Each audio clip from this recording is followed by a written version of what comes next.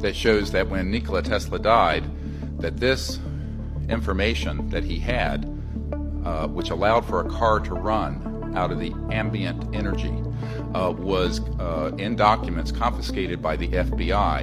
And I have a Department of Defense document demanding that the FBI turn these over to the DoD. The FBI refused. At any rate, science continues because the laws of the universe are in fact universal, and they can be discovered here or around Alpha Centauri or any place else in the cosmos. By 1928 and 29, T. Townsend Brown, as well as the Koloski-Frost experiment in physics in Germany, had determined that VHV, very high voltage systems, done in a certain resonant field could result in so-called electromagnetic-gravitic effect, the lifter effect that has been described, which you see in UFOs.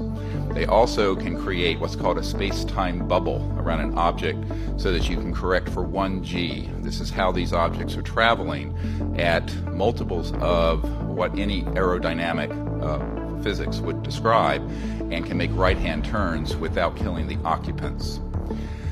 Around this same time, there was, in the 1940s and the late 1930s, a number of UFO sightings.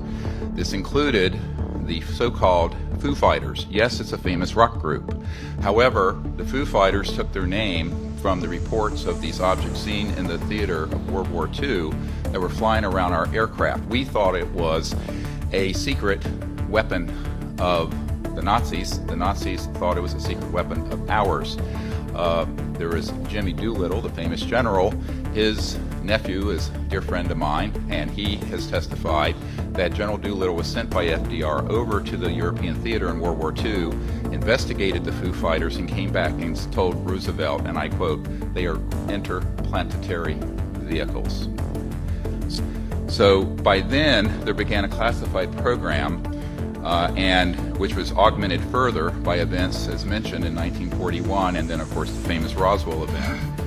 Those events led to, as Philip Corso describes, a reverse engineering program. As you all know from the famous Wilbur Smith document of 1951 from Canada, it talks about that flying saucers exist, but there's a high-level team headed up by Dr. Vannevar Bush